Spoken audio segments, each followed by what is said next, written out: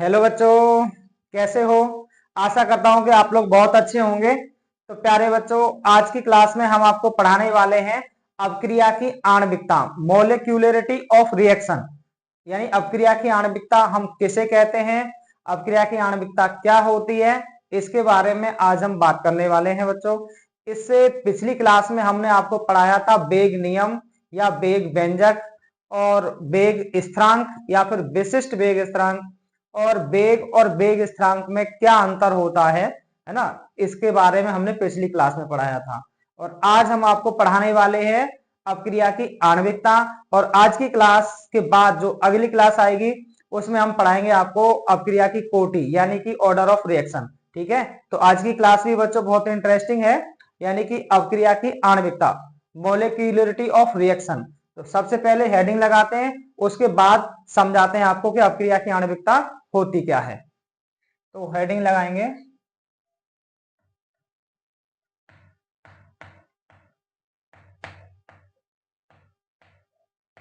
अपक्रिया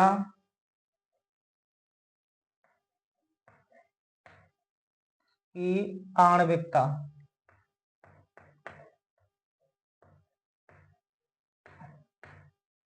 आणविकता English में बोलते हैं इसे मोलिक्यूलरिटी ऑफ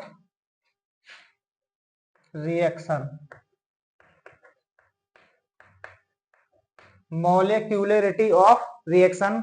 वैसे बच्चों इसको प्रदर्शित करने के लिए कोई सिंबल नहीं है, लेकिन फिर भी हम अगर इसको प्रदर्शित करना चाहें तो हम एम से कर सकते हैं, क्योंकि इसका नाम एम से स्टार्ट होता है तो हम एम से इसको रिप्रेजेंट कर सकते हैं। ठीक है, तो अब क्रिया की आणविकता बच्चों होती क्या है, हम कहते किसे हैं, है ना।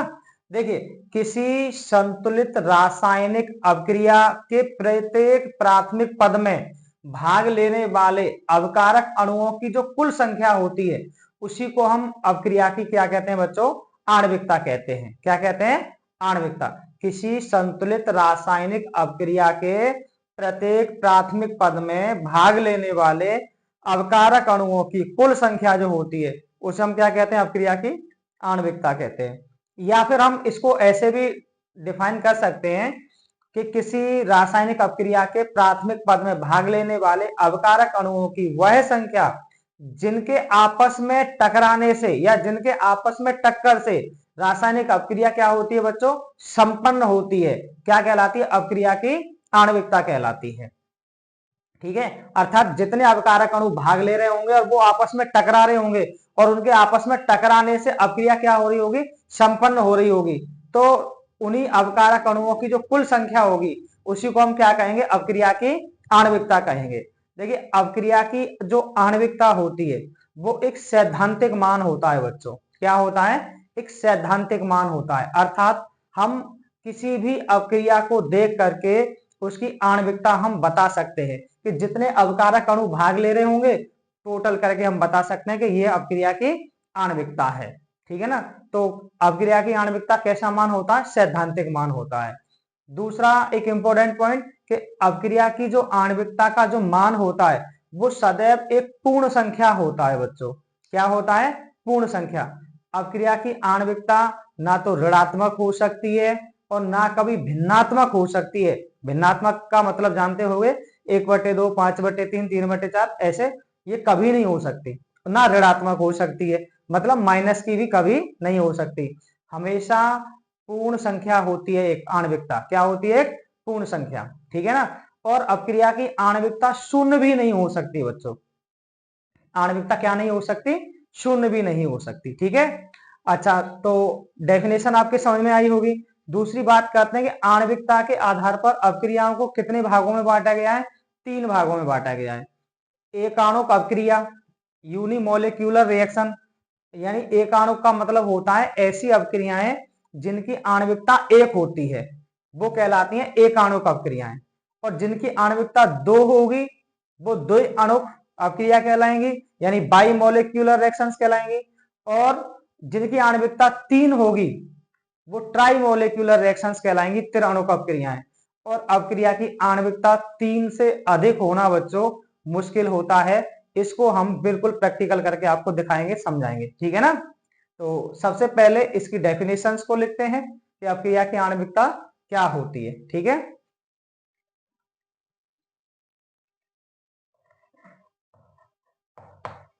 किसी रासायनिक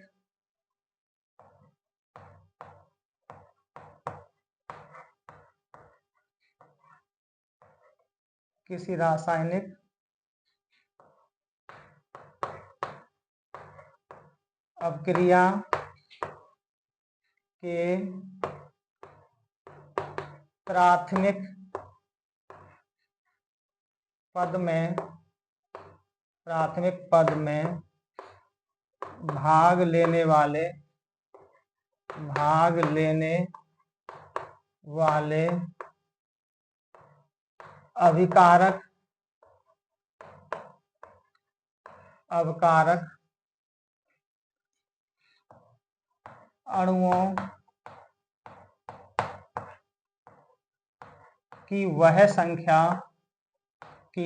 अभिकारक अणुओं की वह संख्या जिनके आपस में टक्कर से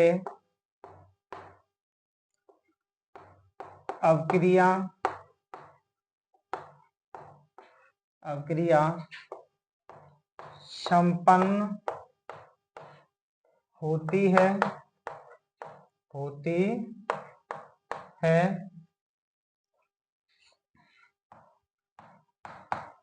अभिक्रिया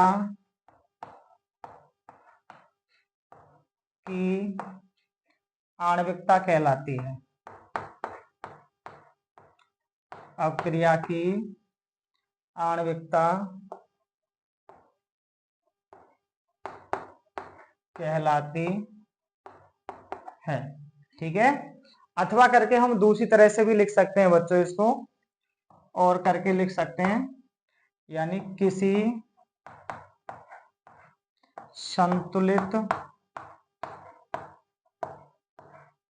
संतुलित रासायनिक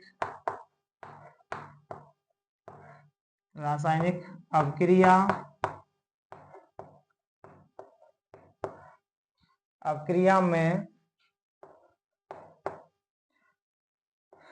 प्रत्येक प्राथमिक पद में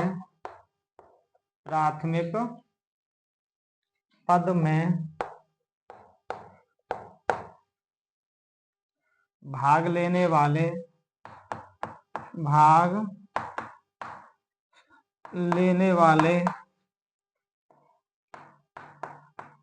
अभिकारक अणुओं की कुल संख्या को अभिक्रिया की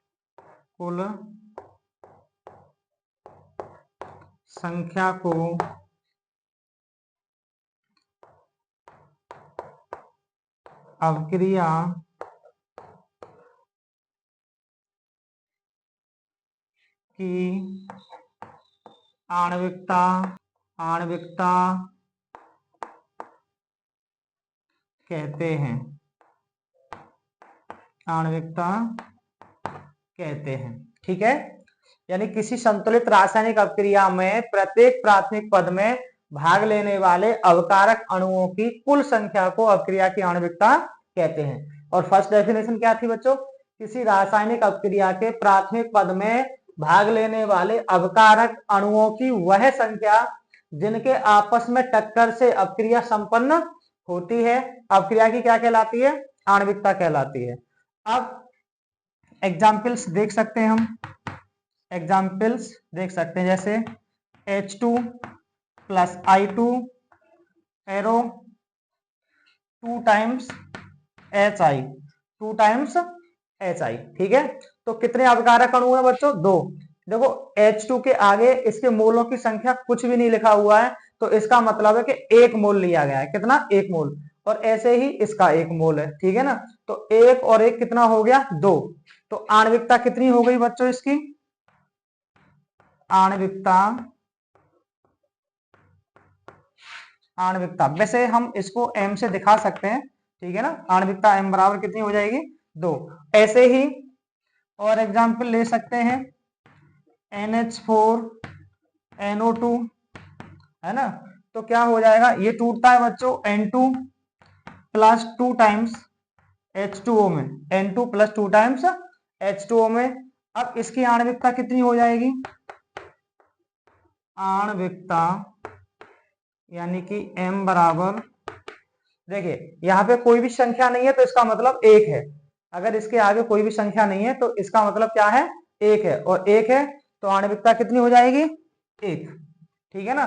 तो हम किसी भी रिएक्शन को देख करके उसकी आणविकता बता सकते हैं। इसीलिए हमने बोला था कि आणविकता एक सैद्धांतिक वैल्यू होती है, सैद्धांतिक मान होता है, जो कि हम किसी भी रिएक्शन को देख करके उसकी आणविकता बता सकते हैं बच्चों, ठीक है। तो आप इसे नोट करिए और इतना जरूर ध्यान रखेंगे कि आणविकता का मान शून्य नहीं हो सकता, ऋणात्मक नहीं हो सकता, भिन्नात्मक नहीं हो सकता।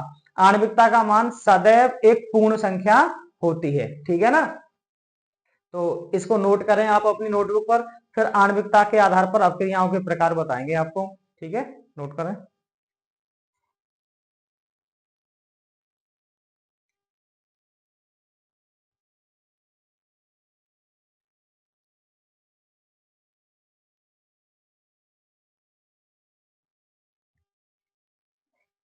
अब बात करेंगे बच्चों आणविकता के आधार पर अपक्रियाओं के प्रकार।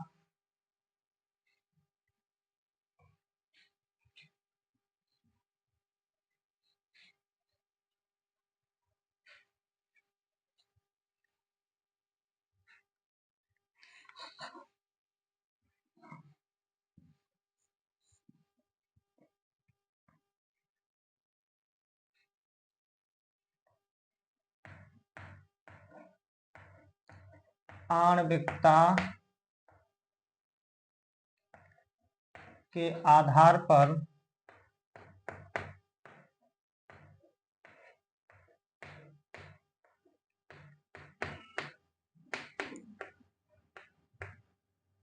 अपक्रियाओं के प्रकार, ठीक है। आणविकता के आधार पर अपक्रियाओं के प्रकार। तो पहला प्रकार होता है बच्चों, नंबर 1, एक आणुक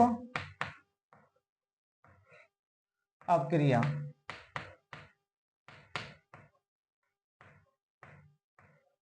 एक आणुक अपक्रिया, इसको इंग्लिश में बोलते हैं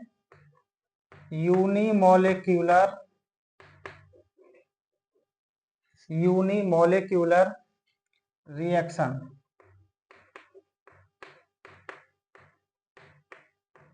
ठीक है।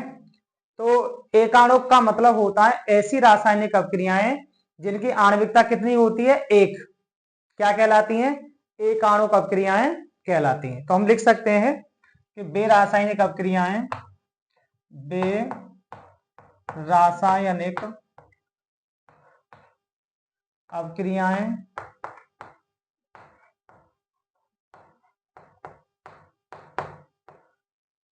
अपक्रियाएं जिनकी आणविकता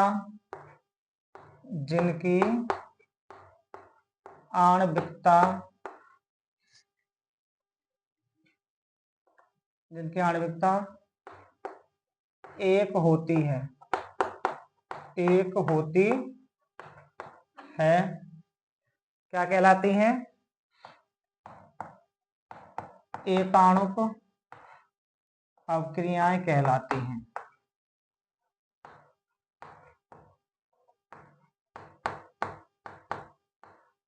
एक आणुक अपक्रियाएं कहलाती हैं, ठीक है। एग्जाम्पल देख सकते हैं इनका, जैसे एग्जाम्पल है आपका, ए नंबर एग्जाम्पल है NH4 NO2 NH4 NO2, ठीक है। ये किस में टूटता है बच्चों? ये टूटता है N2 प्लस 2 टाइम्स H2O में, N2 प्लस 2 टाइम्स H2O में। तो इसकी जो आणविकता है, आणविकता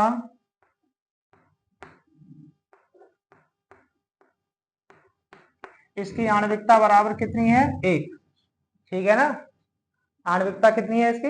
1। ऐसे ही बी नंबर एग्जाम्पल आपका PCl5, PCl5, PCl5 का जब वियोजन होता है तो PCl3 प्लस Cl2 बनता है। क्या बनता है बच्चों? PCl3 plus Cl2। तो यहां पर कितना PCl5 है? 1। PCl5 का अणु कितना है? 1। तो 1 है, तो इसका मतलब आणविकता M बराबर कितना हो जाएगा? 1 हो जाएगा।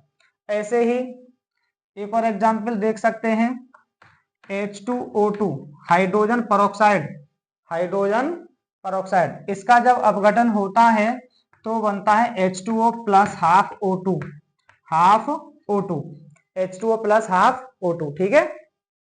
तो यहां भी H2O2 का एक अणु लिया गया है, तो आणविकता M बराबर कितना हो जाएगा? 1 हो जाएगा, ठीक है। तो अब समझ में आया होगा बच्चों आपको कि एकाणुक अपक्रियाएं क्या होती हैं। ऐसी रासायनिक अपक्रियाएं जिनकी आणविकता क्या होती है? 1 होती है, वो कहलाती हैं एकाणुक अपक्रियाएं, ठीक है। अब इसके बाद बात करेंगे नंबर 2 पर। नंबर 2 पर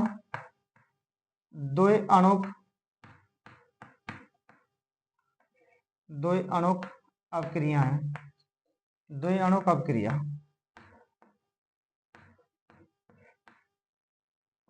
इसको बोलते हैं बाईमोलेक्यूलर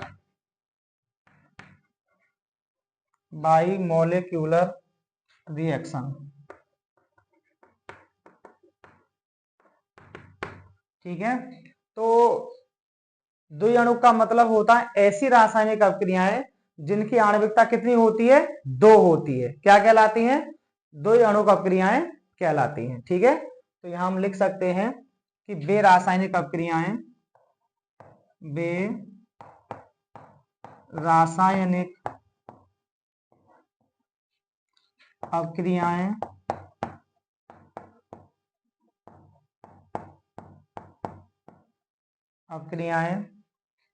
जिनकी आणविकता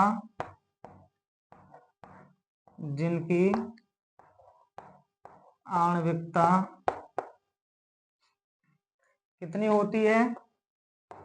2 होती है, 2 होती है, द्विअणुक अपक्रियाएं कहलाती हैं, अपक्रियाएं कहलाती है,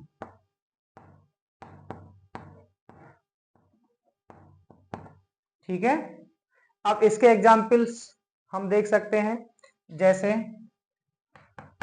ए नंबर एग्जाम्पल है हमारे पास 2 टाइम्स NH3, 2 टाइम्स NH3। जब NH3 का अपघटन होता है, NH3 टूटता है, तो ये बनता है N2 plus 3 times H2, N2 plus 3 times H2, ठीक है। तो यहाँ पे NH3 के मोल कितने लिए गए? 2। कितने लिए गए? 2। तो इसकी आणविकता है जो M बराबर कितनी हो जाएगी बच्चों? 2 हो जाएगी। आणविकता M बराबर कितनी हो जाएगी? 2, ठीक है। ऐसे ही एग्जाम्पल बी, एग्जाम्पल दूसरा है आपका, आप ले लो इसमें, जैसे कि H2 प्लस I2 दोनों गैसें हैं, है ना। और क्या बन जाता है? 2 टाइम्स HI। अब यहां देखो I2 का एक अणु है और H2 का भी एक अणु है, तो आणविकता कितनी हो जाएगी? M बराबर 2। तो M बराबर कितना हो जाएगा? 2। इसी प्रकार 2 टाइम्स HI का भी आप अपघटन कर सकते हैं, तो H2 प्लस I2 बनेगा, वो भी आणविकता कितनी होगी उसमें? बताइए, 2 होगी। और एक PCl3 plus Cl2 arrow PCl5 बनेगा, है ना। PCl3 plus Cl2 arrow PCl5 बनेगा, उसमें भी आणविकता कितनी हो जाएगी आपकी, 2 हो जाएगी, ठीक है ना। तो ऐसे बहुत सारे एग्जाम्पल्स हैं बच्चों, जो कि आणविकता कितनी है उनकी, 2 है, ठीक है ना। तो आप देख करके बता सकते हैं। तो आप इनको नोट करें अपनी नोटबुक पर। इसके बाद बात करेंगे तिर अणुक अपक्रिया की।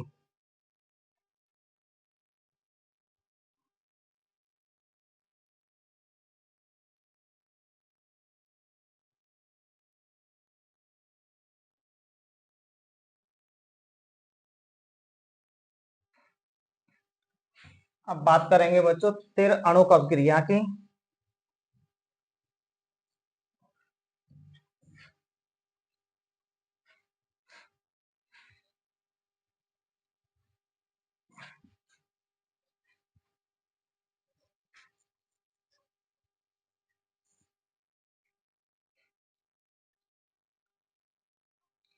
तो नंबर 3 हेडिंग लगाएंगे,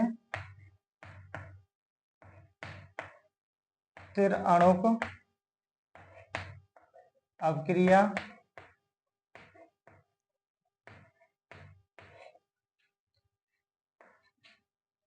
इसको इंग्लिश में बोलेंगे ट्राई मॉलिक्यूलर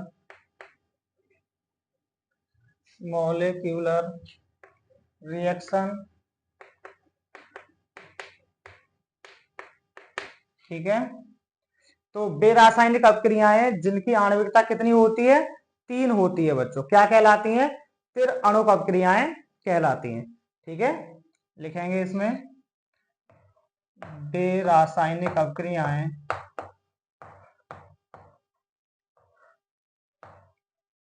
बेरासायनिक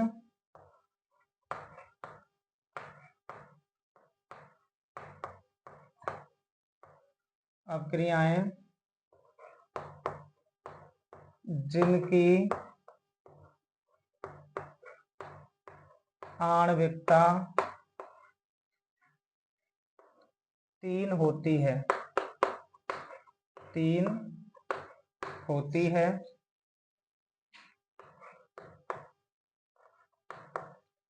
तिर अणुक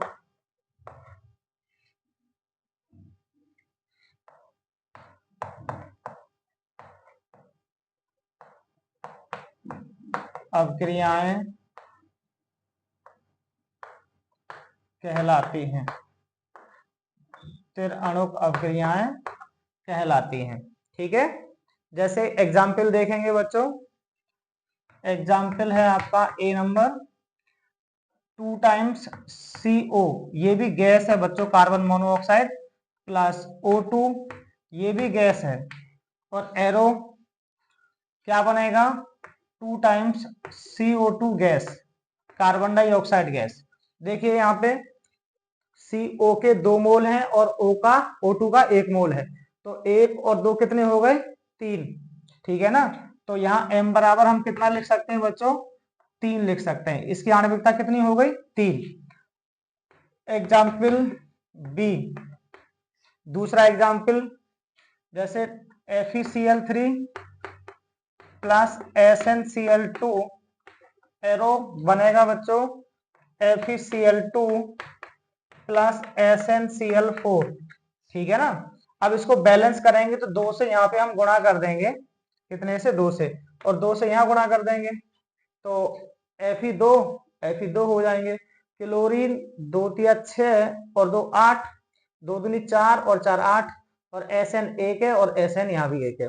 अब यहाँ देखो बच्चों, 2 अणु तो FeCl3 के हैं और 1 अणु है SnCl2 का, तो 1 और 2 कितने हो गए, 3। तो आणविकता कितनी हो जाएगी अपक्रिया की, M बराबर 3, ठीक है। ये है आपकी तिर अणुक अपक्रिया।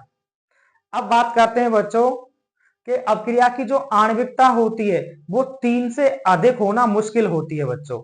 अपक्रिया की आणविकता 3 से अधिक होना मुश्किल होती है। अब क्यों होती है मुश्किल, उसके बारे में समझाते हैं। जैसे अगर किसी की आणविकता 1 है, अब 1 किसकी होगी, जैसे A है, ये बना रहा है प्रोडक्ट, ठीक है।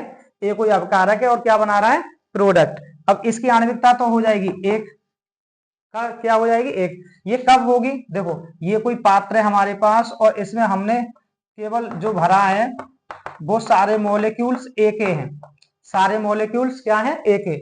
अब उत्पाद हमारा कब बनेगा, उत्पाद कब बनेगा, जब ए का अणु ए से टकराएगा, ए का अणु ए से टकराएगा तभी तो प्रोडक्ट बनेगा, है ना। तो इसमें तो सारे मॉलिक्यूल्स ए के ही हैं, तो जब भी टक्कर होगी तो ए का अणु ए से ही टकराएगा, जब भी टक्कर होगी तो ए का अणु ए से ही टकराएगा। इसका मतलब अगर 100 टक्कर हुई, है ना, तो 100 में 100% उत्पाद बनने के चांस रहेंगे, 100 में 100% उत्पाद बनने के चांस रहेंगे। इसका मतलब है बच्चों कि जिसकी आणविकता 1 है उस अपक्रिया के होने की प्रायिकता सबसे ज्यादा होती है, उस अपक्रिया की प्रायिकता क्या होती है, सबसे ज्यादा होती है। अब बात करते हैं कि यदि अपक्रिया की आणविकता 2 है, जैसे हमने ले लिया ए प्लस बी एरो प्रोडक्ट, ठीक है, इसकी आणविकता कितनी है, 2, एक और एक 2। तो अब प्रोडक्ट कब बनेगा, जैसे इस पात्र में हमने भरा है, भाई ये पात्र है और इसमें हमने भर दिया क्या, ए भी भर दिया और प्लस बी भी, तो प्रोडक्ट कब बनेगा, ये प्रोडक्ट कब बनेगा। अब यहाँ पे जब ए और बी दोनों भरे हैं हमने इसमें, तो ए टकरा सकता है, ए से टकरा सकता है, प्रोडक्ट बनेगा, नहीं बनेगा। बी टकरा सकता है, बी से प्रोडक्ट बनेगा, नहीं बनेगा। ए टकराएगा बी से, प्रोडक्ट बनेगा, यस बनेगा, है ना। भाई ए बी में टक्कर मारेगा तभी तो प्रोडक्ट बनेगा, क्योंकि ए और बी की अपक्रिया हो रही है। तो पात्र में तो ए से भी टकरा सकता है, बी से भी टकरा सकता है और ए बी से टकरा सकता है।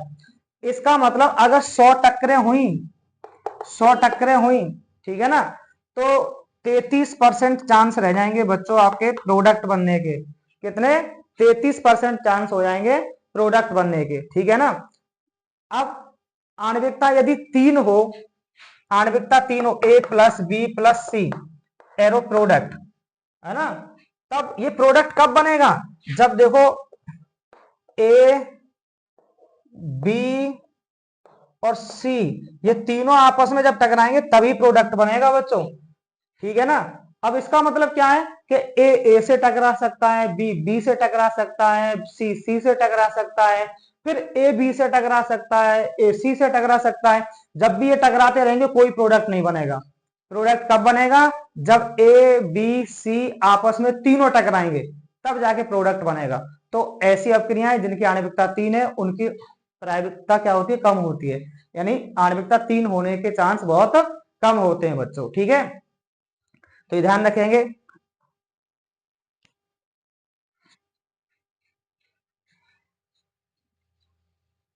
अब पढ़ेंगे हम जटिल अपक्रिया, ठीक है ना।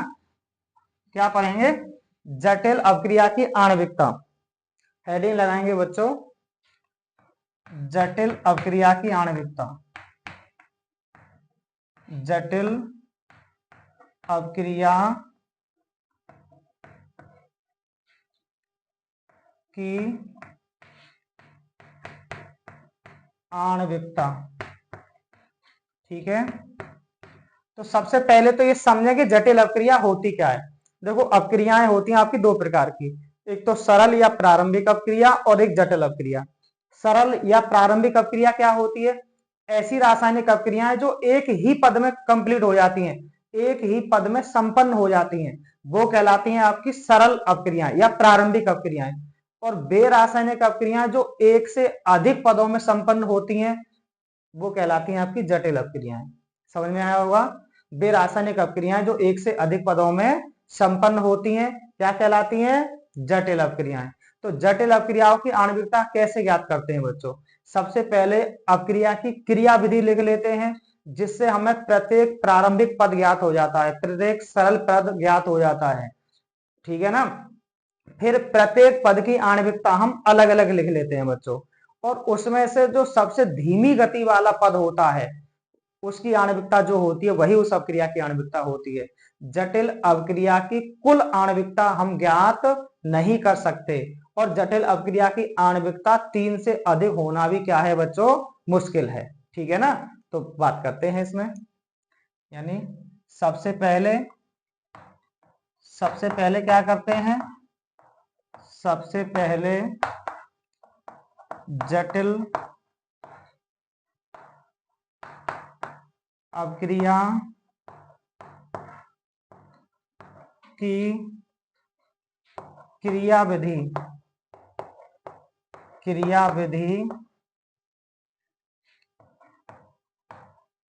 लिख लेते हैं जिससे प्रत्येक पद ज्ञात हो जाता है प्रत्येक पद का मतलब प्रारंभिक पद या सरल पद, ठीक है ना, ज्ञात हो जाता है। उसके बाद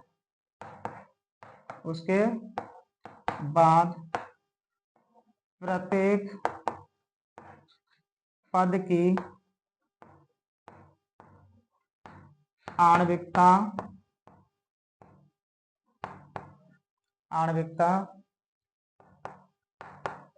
ज्ञात कर लेते हैं,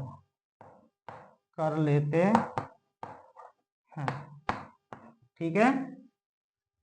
तो सबसे पहले हम जटिल अपक्रिया की क्रियाविधि लिखते हैं जिससे कि प्रत्येक पद अलग अलग हमें ज्ञात हो जाता है।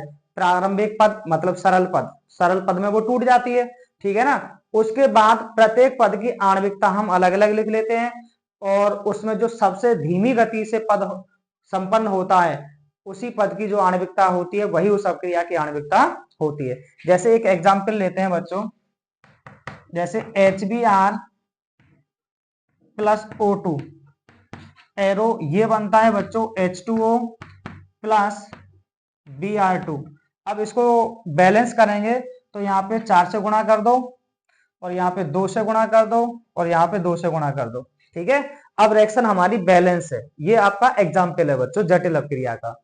यहाँ पे देखेंगे हम कि अगर हम इस हिसाब से इसकी आणविकता देखें तो 4 और 1 कितनी हो रही है, 5, जो कि हो नहीं सकती, ठीक है ना। 4 और 1 कितनी हो रही है, 5। तब हम क्या करेंगे, ये जटिल अपक्रिया है, तब इसकी मैकेनिज्म लिखेंगे, क्रियाविधि लिखेंगे बच्चों, ठीक है ना। और क्रियाविधि यहां लिखते हैं, ठीक है। मैकेनिज्म,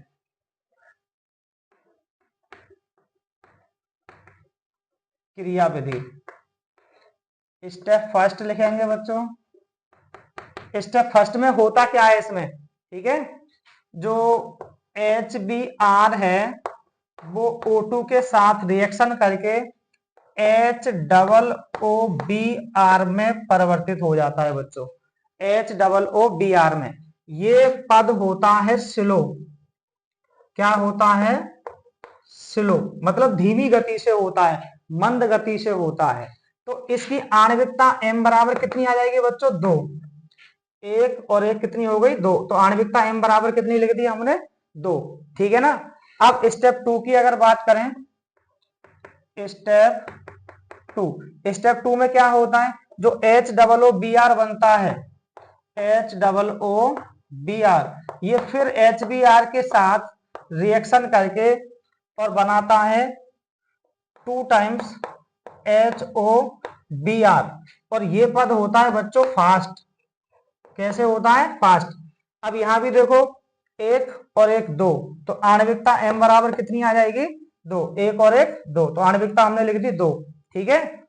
स्टेप थर्ड में क्या होता है, स्टेप थर्ड जो HOBr बना है बच्चों, HOBr ये फिर HBr के साथ रिएक्शन करके और बनाता है H2O प्लस Br2 और ये पद भी क्या होता है, फास्ट, ठीक है ना। यहां आणविकता कितनी आ जाएगी, m बराबर देखो 1 और 1 2, ये भी तो हमने बताया था जो सबसे धीमी गति से पद संपन्न होता है उसकी आणविकता ही जटिल अपक्रिया की आणविकता कहलाती है।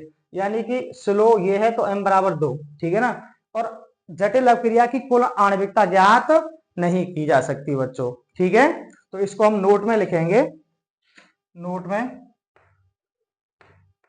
नंबर 1 करके कि जटिल अपक्रिया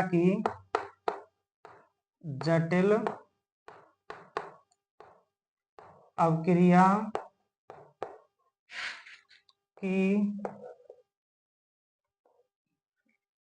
कुल आणविकता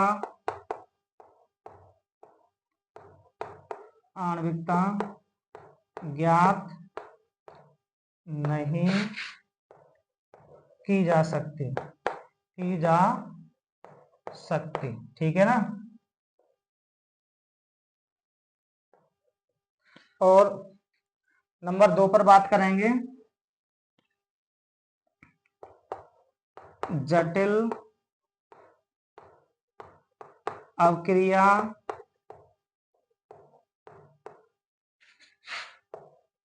की आणविकता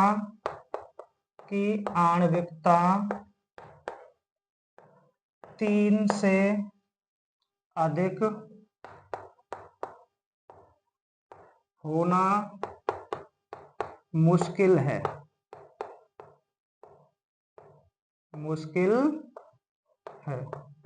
ठीक है बच्चों, जटिल अवक्रिया की आणविकता 3 से अधिक होना मुश्किल है।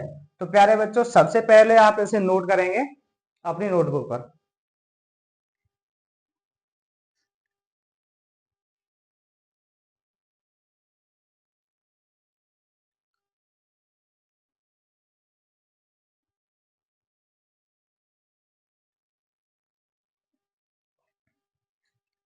तो आज की क्लास में बच्चों आपने पढ़ा अपक्रिया की आणविकता क्या होती है और आणविकता के आधार पर अपक्रियाओं को कितने प्रकार से वर्गीकृत किया गया है, और फिर जटिल अपक्रिया की आणविकता को हम किस प्रकार से निकाल सकते हैं बच्चों। ठीक है ना। तो आणविकता के बारे में आज आपने सीखा। उम्मीद करता हूं कि आज की क्लास आपको बहुत अच्छी समझ में आई होगी। और आपसे एक निवेदन और है कि बच्चों जो भी पढ़ना चाहते हैं हमारे चैनल से, वो प्ले लिस्ट के अनुसार पढ़ें। प्ले लिस्ट के अनुसार सबसे पहले आपको बिलियन चैप्टर पढ़ना है, तो बिलियन चैप्टर की प्लेलिस्ट निकालें बच्चों, है ना। सॉल्यूशन क्लास 12 सॉल्यूशन चैप्टर की जो प्लेलिस्ट है उसको ओपन करें और उसमें अणुभार से पढ़ना स्टार्ट कर दें। लेक्चर 1 लेक्चर 2 ऐसे करके 30 वीडियो हैं उसमें बच्चों, और सारे लेक्चर्स को देखें। इसके बाद जो विद्युत रसायन है, तो विद्युत रसायन को भी लेक्चर फर्स्ट से देखें प्लेलिस्ट के अनुसार। और इसके बाद आप केमिकल काइनेटिक्स को शुरू करेंगे। ठीक है ना। अगर आप प्ले लिस्ट के अनुसार लेक्चर वाइज क्रम से पढ़ाई करते हैं, रेगुलर स्टडी करते हैं बच्चों, तो आशा करता हूं कि आपको हमारी सारी क्लासें बहुत अच्छी समझ में आएंगी और आप केमिस्ट्री बहुत आसानी से सीख सकते हैं बच्चों। केमिस्ट्री आपको कठिन नहीं लगेगी, ऐसा मेरा मानना है। और यदि आप प्लेलिस्ट के अनुसार पढ़ाई नहीं करते हैं, बीच बीच में से वीडियो को देखते हैं, तो आपको केमिस्ट्री समझ में आने वाली नहीं है बच्चों। ठीक है।